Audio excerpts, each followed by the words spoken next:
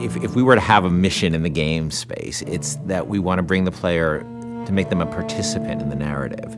By bringing this character, Elizabeth, into the game, by having her with you pretty much for almost the entire game, we knew that if we didn't get her right, the game wouldn't be right.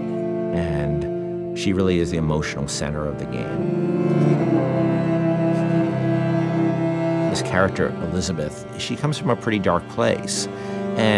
But she's also got an incredible amount of enthusiasm for life. And when we found Courtney, I think we found somebody who could do both. I don't dance. Come on, let's go. Why? What could be better than this? It's so complex. I mean, you're talking about really trying to bring forth all the complexities of human nature that impact us because you're having to use only your voice to convey your entire, the character and what you're trying to portray. You have to put your entire body into it. So there are times when I'm doing voiceover work and I'm literally drenched in sweat because my body is working so hard. Hey! Knock it off! Stop it! Will you stop it? I'm not here to hurt you. Who are you? My name is DeWitt. I'm a friend. I come to get you out of here. Get away!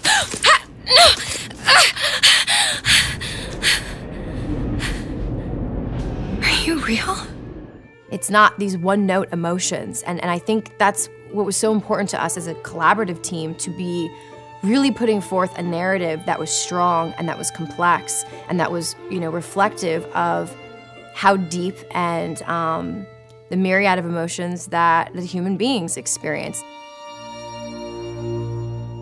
She really had a sense of telling a story and having a conversation with no words. If you're watching a silent film, you understand what's going on and you don't need words. We saw her and Sean's like, by the way, this is the girl. I'm like, oh yeah, that's the girl, absolutely. I had to really rely on my imagination and rely on what I was being told by, the director. Weird for me to see myself, literally, every movement that I did. Yeah. I mean, I see myself in it. I mean, it might not be my face, but the thing is she's actually in a world. When I did it, I was in an empty room. Yeah. They put me out into this giant sort of basketball court, it looked like, with stuff taped out on the floor that was sort of like the imaginary, world. She had to do a lot of physical things that I probably wouldn't do in my everyday life, kicking some butt and, with a bat and beating the hell out of something. It just started to feel like it was my voice, I just really started to connect with it physically, and this voice was all one. I don't understand, how could we get there? The incredible voice acting and the incredible motion capture acting was the most useful and inspiring element that we could have had for Elizabeth.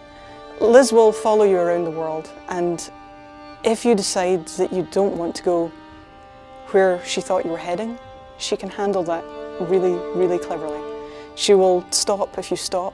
She will keep running if you decide that you're not interested in what you're doing here.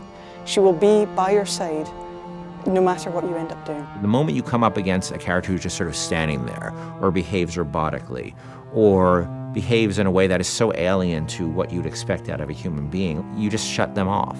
And you just say, oh, they're just a video game character. I don't need to worry about feeling anything about them. And so we tried a lot of things. We tried to make Liz have emotions so that she can react to things in the world and things that you do. For example, we might say that Liz will feel comfortable leaning against this wall, but she'll do so with her arms crossed. And she'll do so with her back slightly turned towards you. And that difference of just a few degrees is enough to make the player feel that they're really in the doghouse.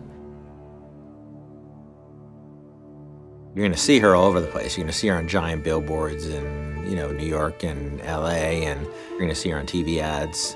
I said, okay, well, if we're going to find a person to play Elizabeth, I think we already have that person. Еще один из самых первых вариантов Элизабет, я сказала, боже мой, это же я должна ее сделать.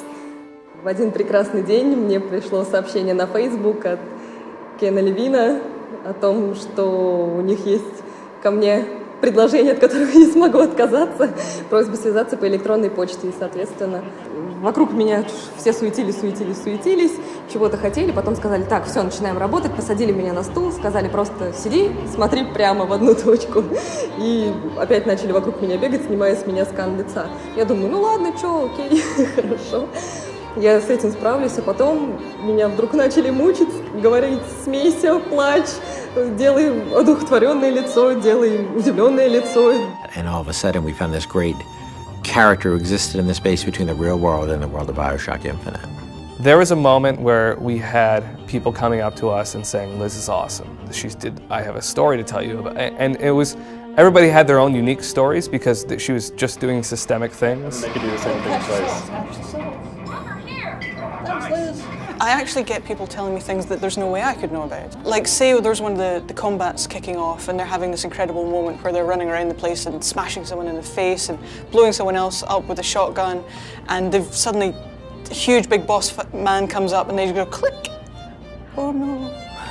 And then suddenly from the side, Liz goes, Booker, over here! You press the button, she throws it, you grab it and just go boom! And they come up to me and go, and it was amazing! I was like, yeah, me and Liz, we're gonna kick ass, we're gonna, nothing we can't do. That's right.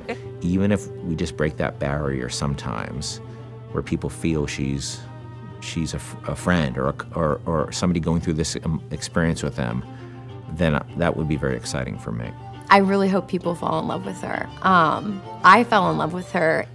I forget she's not a real person sometimes, and I know Courtney really well, and I forget sometimes that that's Courtney's voice, and that's Heather's motion, and that's the team's other work, and she becomes a real person to me many times. And I think the reason we call her Liz internally is because she became a real person to us in a lot of ways. Elizabeth has been locked in her tower for however many years it was, and now instead she's going to be released from her secondary tower, which is our studio, and let loose in the world for real. And that's just an incredible feeling.